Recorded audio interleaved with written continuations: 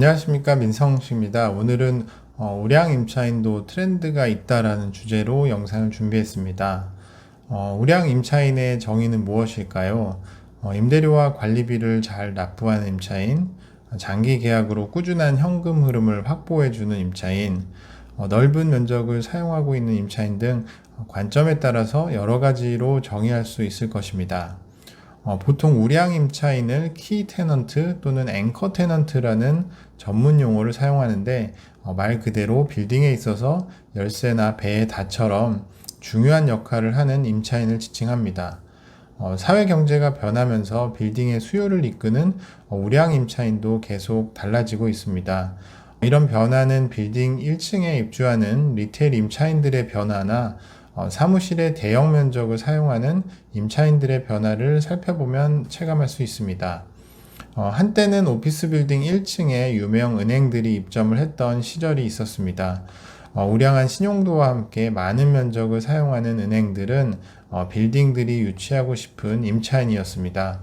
은행들은 대부분 보유 현금이 많아서 월세보다는 전세 형태의 계약이 많았습니다. 그러나 이제 오피스 빌딩도 수익형 부동산으로 각광받으면서 계약의 형태를 점차 월세 형태로 변경하게 되었습니다. 그리고 지속되는 저금리로 은행의 수익이 악화되고 인터넷 뱅킹이나 핀테크 등의 발달로 은행 점포를 유지하는 게 큰 의미 없는 시대로 변해갔습니다. 그렇게 1층을 차지하던 은행들의 빈 자리를 커피를 판매하는 유명 프랜차이즈들이 채워나갔습니다.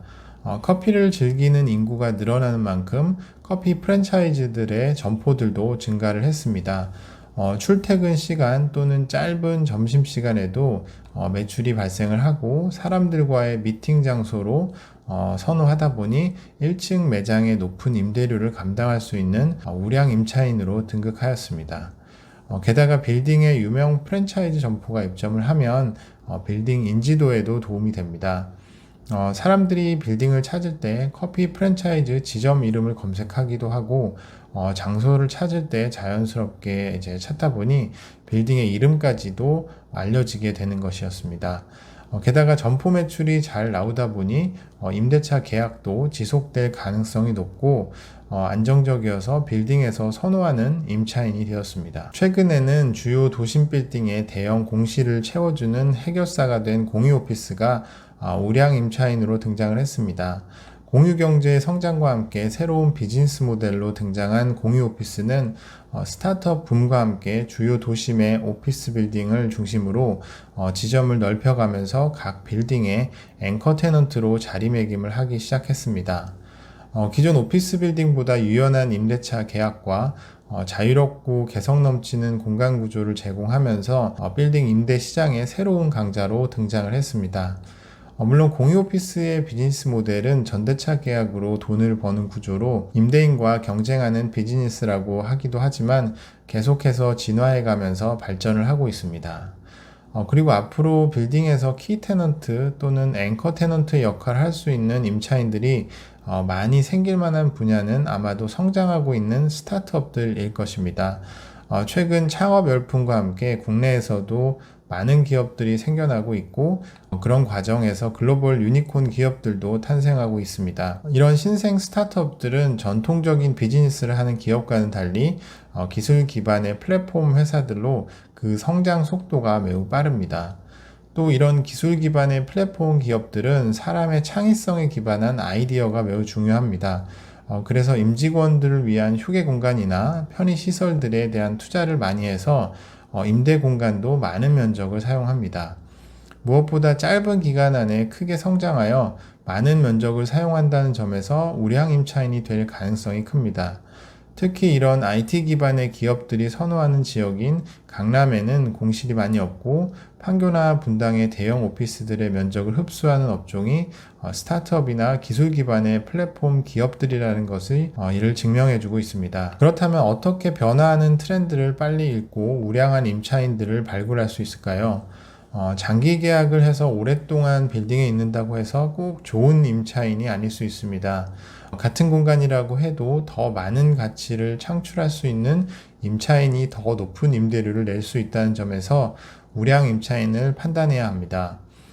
지금 어떤 산업이 성장을 하고 있고 그 산업의 인력들이 어떤 입지를 선호하는지 그 트렌드를 읽고 우량 임차인을 내 빌딩에 끌어들일 계획을 세워야 합니다. 우선 시장의 변화와 움직임을 앞서 감지해야 합니다. 그러기 위해서는 전통적인 대기업들의 움직임도 중요하지만 몇 년 사이 크게 성장하는 신생 기업이나 스타트업 등을 잘 살펴보는 것도 좋습니다. 특히 스타트업의 확장은 산업의 변화가 가장 빠르게 일어나는 곳이기도 합니다. 쉽게 판단하기는 어렵겠지만 정부가 지원하는 사업 분야나 벤처 투자자들이 투자를 확장하는 회사들에 관심을 갖고 지켜보는 일도 중요합니다.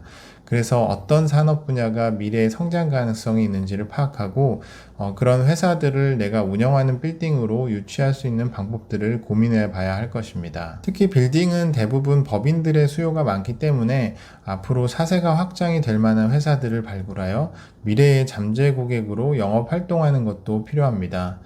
벤처 투자자들이 앞으로 성장성을 보고 투자를 하는 것처럼 기업의 성장은 임대 공간의 확장이라는 측면으로 해석해 볼 필요도 있습니다. 실제로 이런 기업의 성장 기회들은 공유 오피스 사업자들이 가장 잘 활용할 수 있는 환경입니다. 초기 스타트업들이 입주를 많이 하고 있고 이런 기업들과의 오랜 관계 속에서 사세가 확장이 되면 공유 오피스 내부의 공간을 더 많이 사용하게 됩니다. 공유 오피스 기업들은 성장하는 기업의 씨앗을 뿌리듯이 여러 기업들의 활동을 지켜보면서 성장할 수 있는 지원을 하는 전략을 활용합니다. 많은 기업들 중에서 몇 개만 성공한다고 해도 공간에 대한 수요가 늘어날 수 있습니다. 점점 경쟁이 치열해지는 빌딩 임대차 시장에서 살아남기 위해서는 고객인 임차인의 동향을 파악하고 새로운 임차인 발굴을 하는데 더 적극적으로 나서야 합니다. 앞으로 성장하는 산업이 어떤 분야인지를 알아내고 해당 분야의 잠재 고객을 유치하는 일에 중점을 둬야 할 것입니다.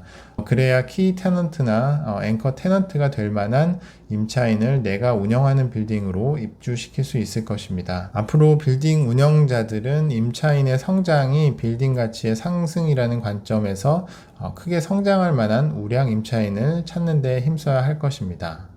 그럼 오늘 제가 준비한 영상은 여기서 마치도록 하겠습니다. 감사합니다.